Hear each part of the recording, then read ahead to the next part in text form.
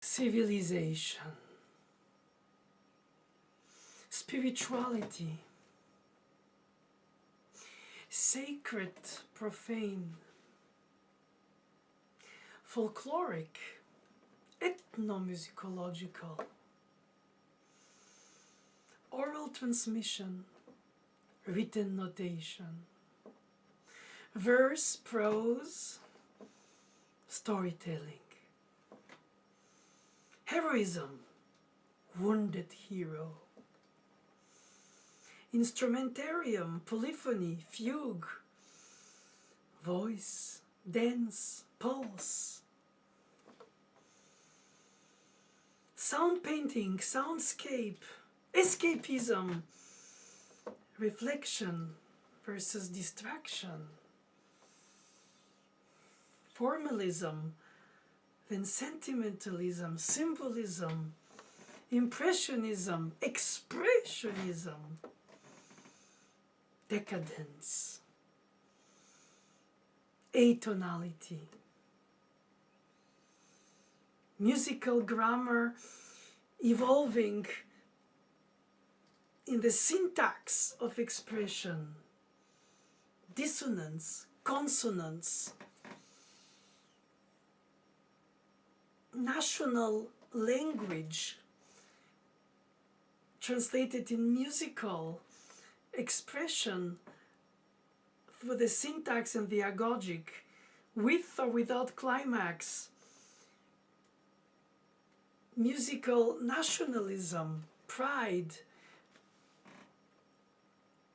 pentatonic scale, octotonic scale, whole tone scale. It's not whole tonic, but could have been. Opera, ballet, chamber music, orchestra, changing means to connect, recorded or live, streamed or in person. The archaeological research for authenticity of a specific culture, of a specific era, of a specific genre, and then this way reaching the absolute heart of the researched truth to express. So many concepts. Music seems to be a hyphen between all these concepts, describing them, enhancing some of them. Its own language doesn't need to be translated in an explanation, though analysis helps to observe by empirical experience how a certain composer develops the thought process. It's a fascinating way to imagine how the civilization carries the values, the finitude, the depth, the length, or the shortness of life and breath, and how the musical experience beyond the escapism becomes a replacement for the spoken language, touching directly the psyche of the listener in the popular sense of music for entertaining through the pulse and the rhythm, the dance, the majestic representation of one's vibration to these sounds of nature that we produce or organize or even develop, obviously, in transmission as well as in production of the sound. The body is the ultimate instrument as well as the first instrument, the voice. You extract from deep inside your psyche some perhaps millennial, if not more,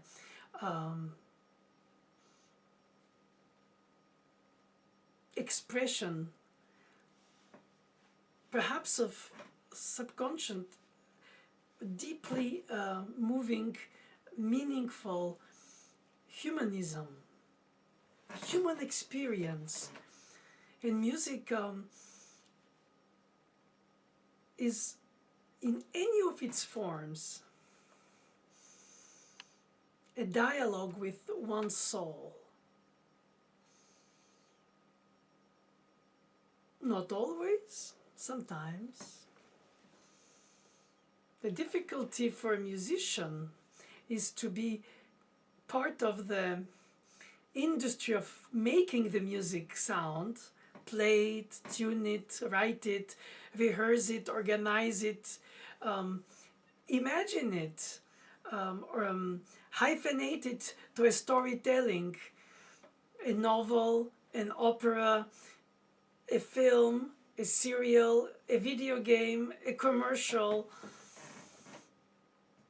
Music says so much more than words. And there is a necessity for translation of the words, and sometimes the words age faster than the melody or the aria that they serve, or which the aria of an opera, let's say, is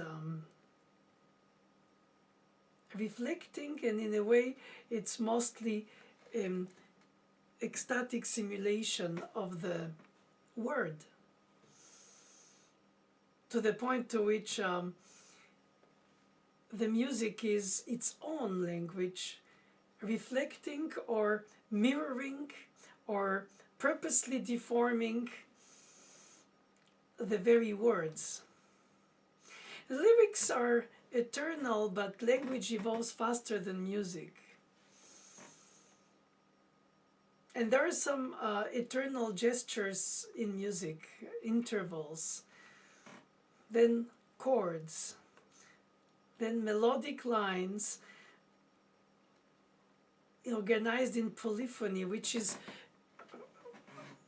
to the essence of the Judeo-Christian civilization of the Western European tradition for at least 4 centuries before the 20th, possibly more.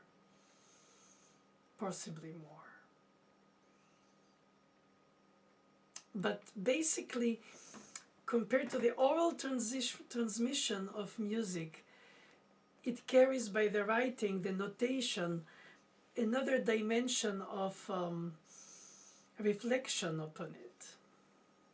Of course, most of the music, as we know, was improvised, and therefore we don't have access of the old one, since there was no recording device in the centuries like 17th, 16th, 15th, 11th. But we have the notes or some of the rhythmic patterns and in weird clefs for today. Well, one way or the other, we enter in the mystery of why our necessity to know, our curiosity to understand what we love, or to translate love through our music, sentimental or intellectual, both. I think people often, too often, try to separate the two, the feeling from the thought, the cerebral music from the emotional, spontaneous music. I think it's probably like verse and prose. And then there is the memory. How can you remember so many innuendo, subtleties, polyphonic or not, unless it's notated?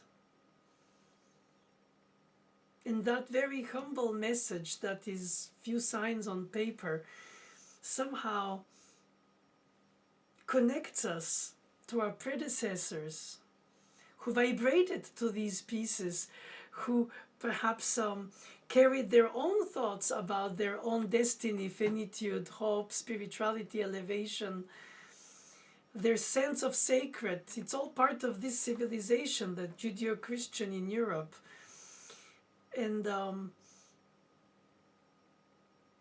when the world of music making, learning, analyzing, organizing has now spread to most all continents, the most beautiful and I find most vulnerable is the fact that we have musicians coming from non-civilizational tradition of the European,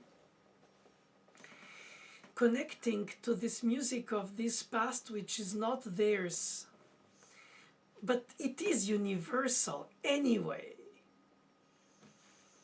There is no theirs and ours. Mine and yours is ours.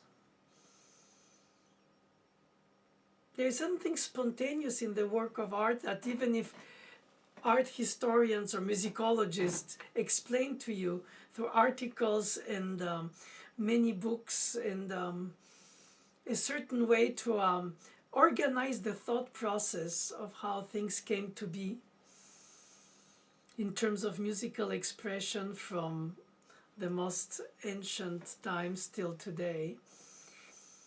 I think this is the marvelous capacity of the human brain to project oneself into a distant past in the present of making it, play, sing, perform, re-bring alive the way we think they heard it, instrumentally as well, or then the only contents of it, but with the modern means of instruments of today, whatever modern means, the dissonance, the consonance, the tonal system with its tension release, leading tone and tonic, replaced by the modalities that were there prior to it and that returned to be it. Like pentatonic scale has no leading tone and doesn't need it, in fact. And octotonic neither. So you can construct modes or you can inherit modes and you can adjust and arrange them so that they display musical, colorful speech through the notes. Probably our time period is the one that has the most access to the music of its own past. We have so much more libraries, so much more articles, so much more books, so much recordings, so much more opinions, so much more schools of thought about understanding, harnessing, developing, or even rethinking the paradigm of the past. And many pasts, not specifically one.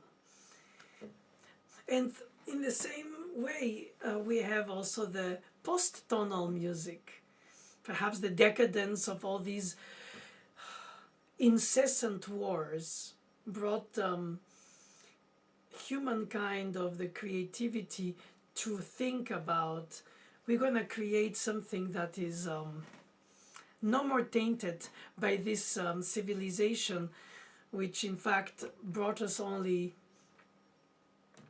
through greed and ownership of lands and people, nothing good.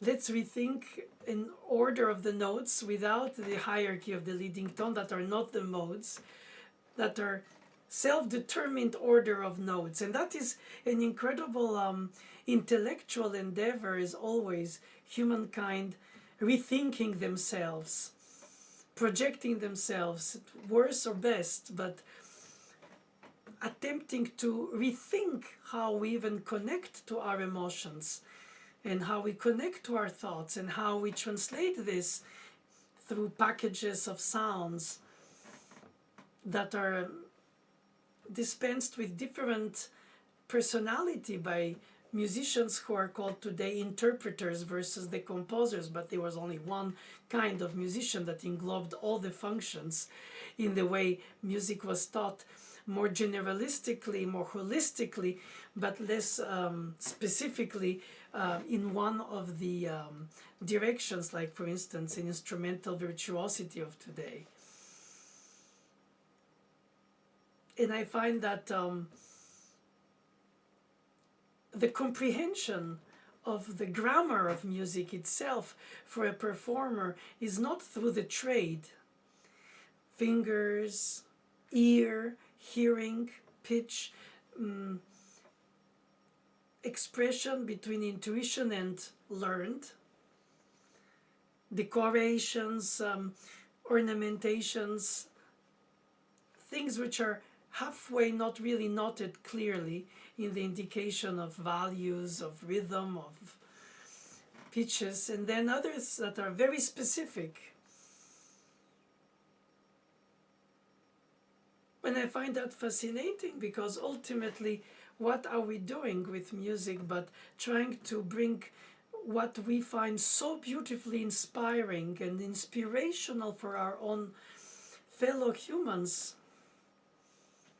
I know it sounds very unnatural to speak like this, but I think ultimately that's what we want to share as a composer, as a performer, separately or together, and have a direct contact through the trade of the playing of the instrument, or through others playing for you in group or solo, singing, or having the opportunity to lift up spirits through music, or bring people to deeper understanding through their faith of their finitude and the purpose of their life in terms of their passage. And music is an illustrator of a human thought process, not only on one's own self, but also on the others, procuring a sense of communal exchange during a performance at all levels, between those who know the piece in the audience, those who don't know the piece, those who perhaps knew it or perhaps played it or tried or didn't succeed.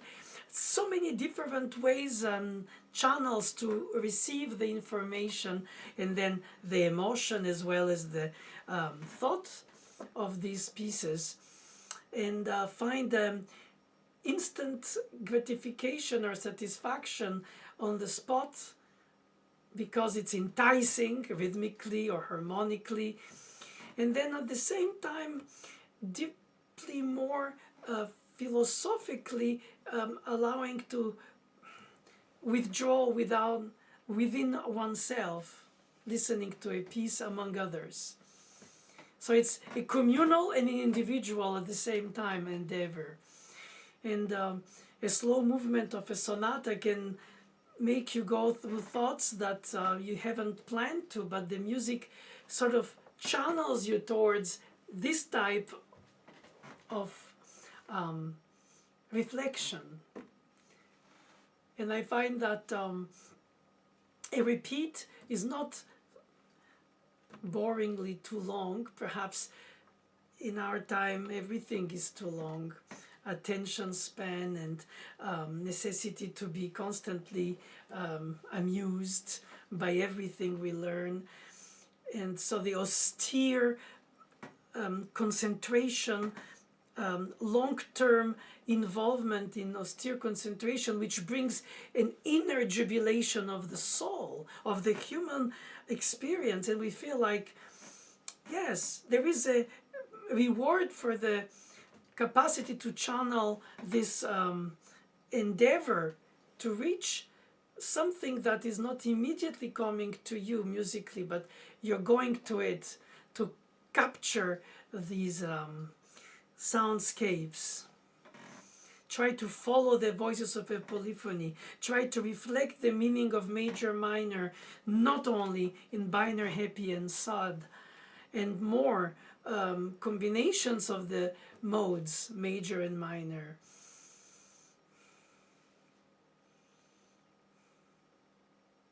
Exhilaration.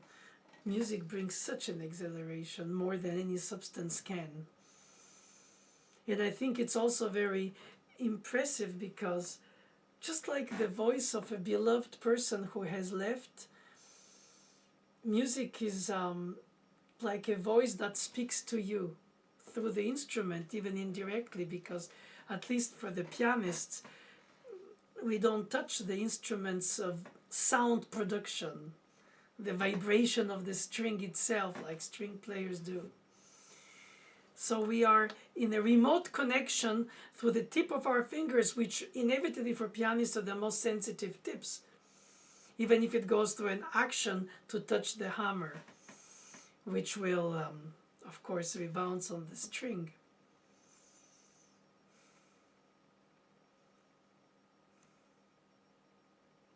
My favorite mystery in music making is the moment before you start playing. In that split second, no matter how much you have, if you learn, practice, repeat, and try to attempt a certain technical playing reliability, that you're not afraid that it's not going to go right and it's beyond the obstacles course. It becomes just a retelling of a story that you project in front of yourself and which vanishes ephemerally as soon as you've played it, and leaves traces in the audiences when you've touched by the sincerity of your trade. The honesty is not versus dishonesty, it's just the search for the essence of what we are inspired by, the piece we share.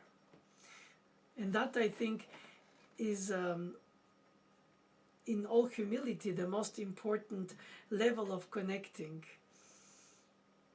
with humans through beauty of art. So different civilizations privilege different qualities in art. Believers in monotheo religions or in plural gods, there is always a necessity to search for mystery and authenticity in the true sense of,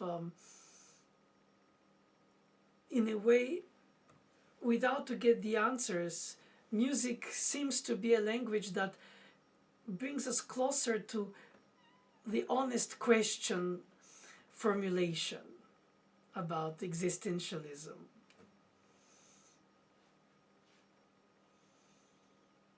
Through the composer's own reflections, beyond emotion, beyond major minor, beyond tonal atonal, beyond tonal centered.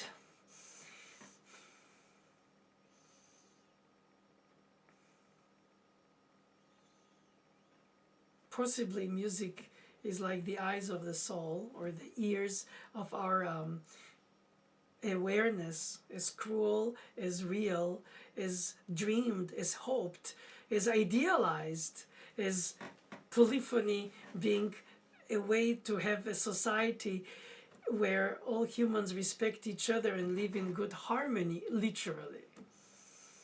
Now, perhaps I'm pushing it too much in the analogy. It's not possibly for sure in the intent of every musician to rethink the idealization of societal interactions through polyphony, but certainly it's an illustration. You can hear it in vocal motets, you can hear it in polyphonic organ playing, or transcribed on the piano or the harp, or combination of instruments that have plucking or have hitting sound or have scratching sound, or they have the capacity to create a vibrato that enhances the sound while you hold it, or while you make it reach the next tone. Is it legato, connected? Is it non-legato, wet legato, staccato? Which kind of articulation, which kind of punctuation beyond the written rhythm? Oh yes, sometimes the composers notate rhythmically the ritenuto by going from 16th to triplets to 8th notes, for instance. And that is to take in account very clearly. But I still think that they should be a dosage of good taste, personal involvement through a rubato. And it shouldn't be forced, it shouldn't be imitated, or it shouldn't be by the teacher defined as the right thing to do, because there's so many shades of rubati, like tempi. So in a way, the punctuation of the music interrupting the original silence and going back into the silence after it's finished, it creates a sense of arch that has brought a statement or storytelling or just a mood setting. Whatever it created, it speaks to people at whichever level they can capture it. And it doesn't matter, actually,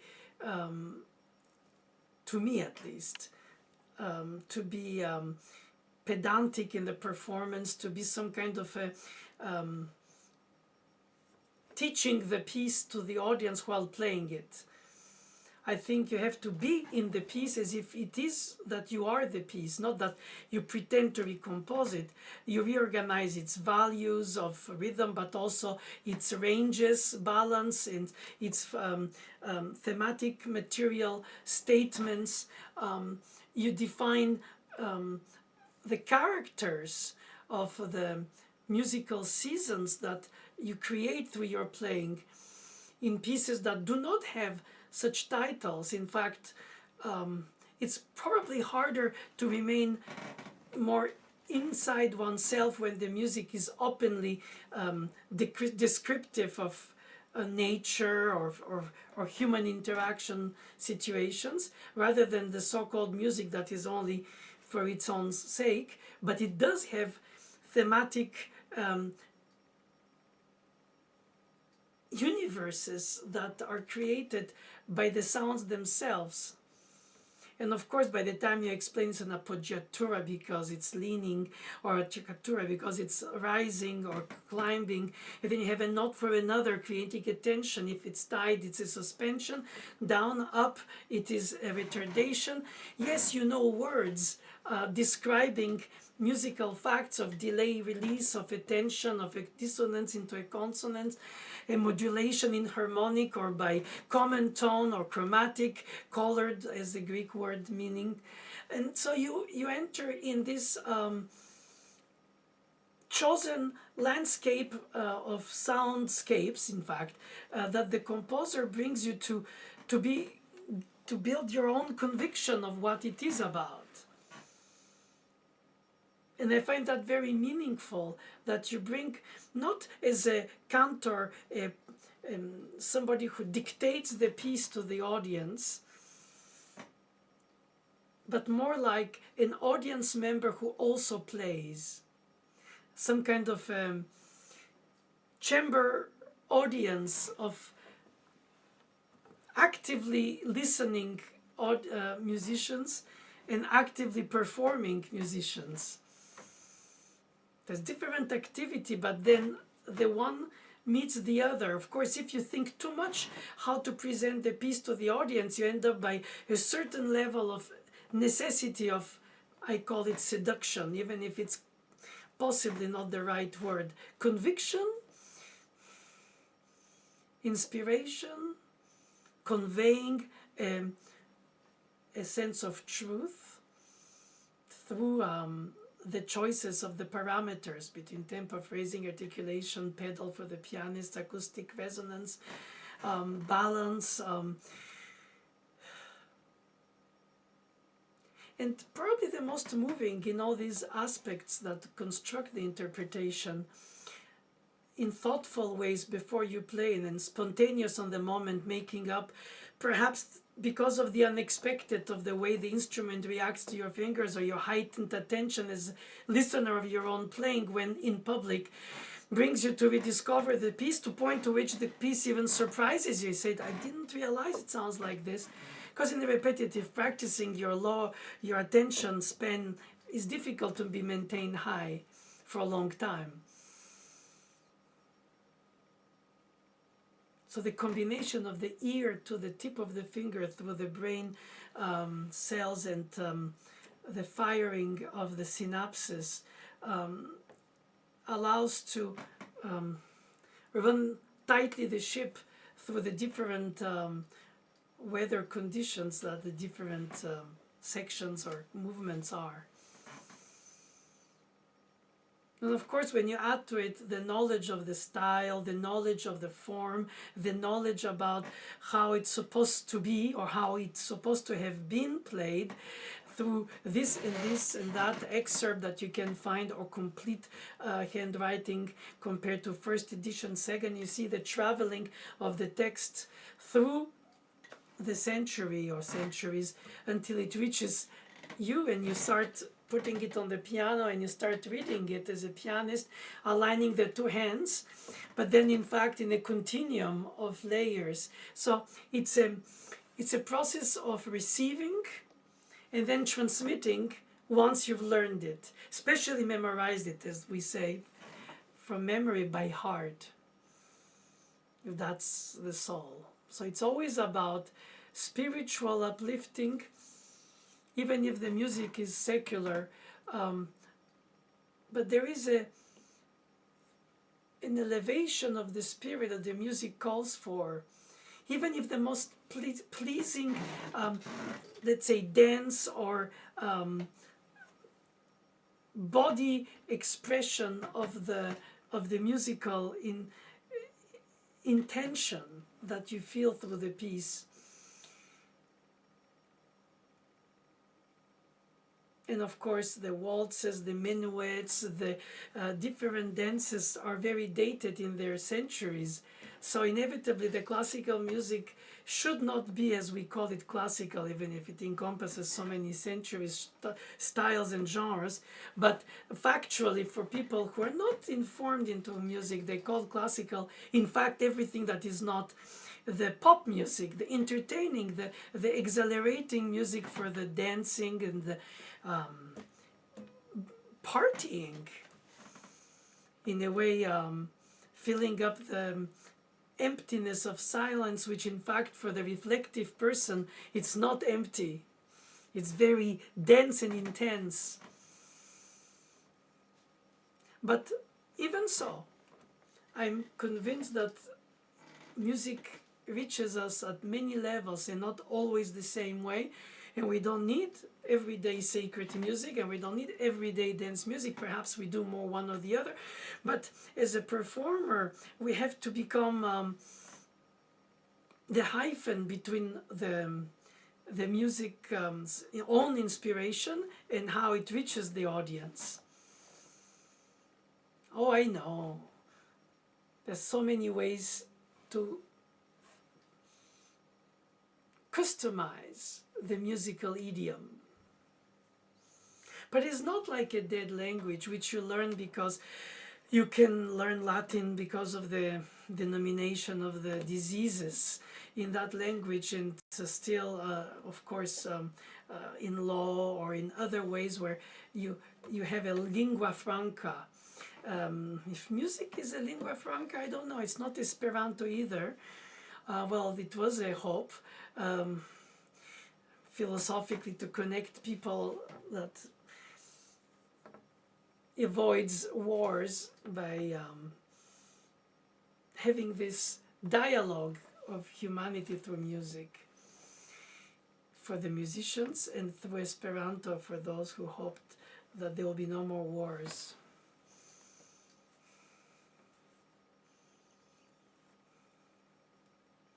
It takes so much patience and hard work and hope and not giving up, while it seems so individually self-serving to practice compared to constructing.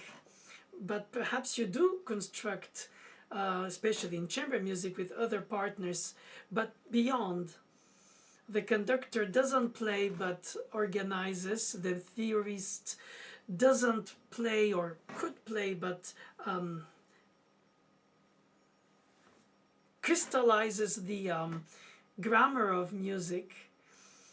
The performer thrills us, and there is always a part of active and reactive, reflective between the listener, the maker, the performer, the conductor, the musicologist, the researcher.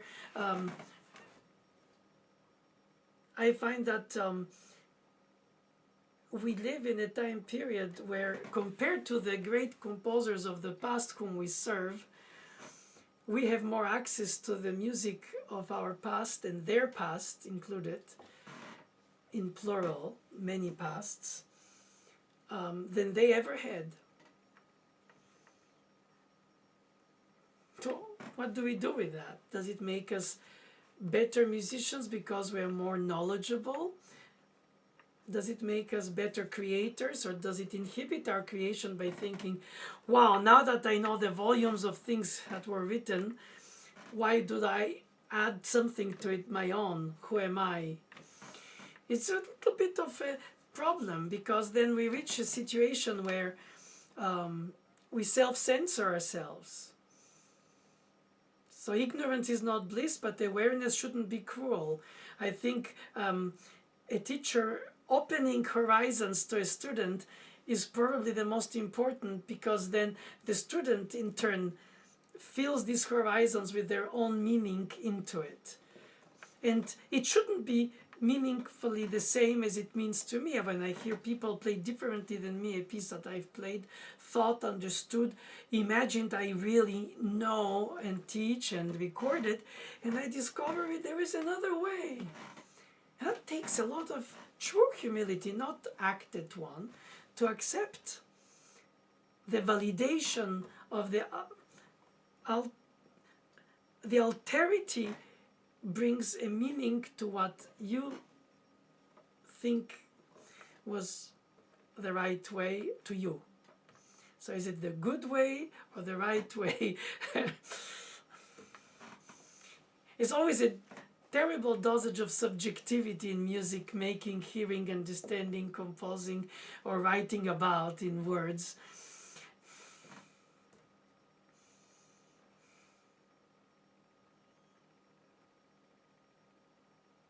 It seems to be the ultimate gift that keeps on giving.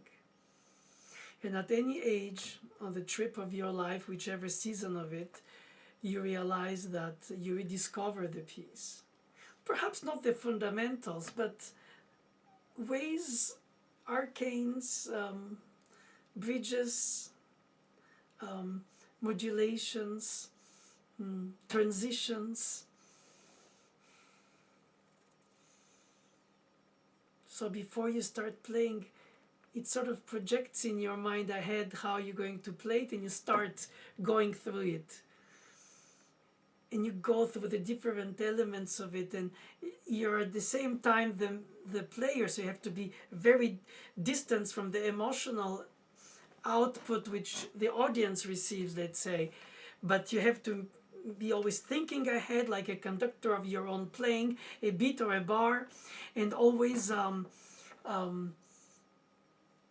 allowed to have the piece express itself in its difference every time you play it, no matter how much you try to harness it so it doesn't escape your control. But in a way it does. Every instrument is different. The action, the sound, the projection, the acoustics, your own awareness of the feedback compared to what the audience receives acoustically, or if it's not broadcasted or streamed nowadays. That's probably the beauty of live music, is that there is something that we try to capture that escapes us, like soul, like fleeing thoughts. And even if there is a formal organization of the piece where we have a certain way to structure it through the composer's formal organizations, within the elements we have a way to describe what we play by playing it itself. So it's not like I'm commenting it by adding my interpretational. Of course I can try to erase myself from the subjectivity and say objectively I just play what is on the score. But there are things in the notation that are not defined, and these little innuendos bring the charm or the anger in the listener, or some parts say, I'm not supposed to be this, I don't like it so fast. And okay. But ultimately, I find that to be the most beautiful challenge, is to accept, to put yourself in question when every time you play the piece, like a painter repainting the painting, but you'll never be twice the same, even if you more or less know how to redo it. But in piano playing, for instance, a solo, it's just like an ephemeral restructuring of the whole piece that appears so real and then so fleeing. Probably like our condition on earth. I don't know if that philosophy connects so constantly, and hopefully not, because probably you have to concentrate on very factual things. Is how I'm going to address this shifting, not miss that bass note, organize my harmonization, change the pedal on time. In other words, yes, certain things are in the muscular memory through repetitivity and practicing. Some things are left to the moment. And sometimes the beauty of it is that things reveal themselves differently than you planned. But you have to have enough technique to manage in real time to give the illusion that you planned them. But you see where they bring you in the storytelling of the phrasing, of the aim, of the direction of the line, of the meaningful statement that you find the piece is providing.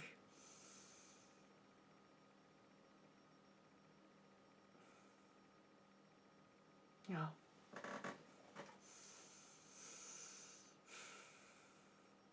Eternally restarted quest.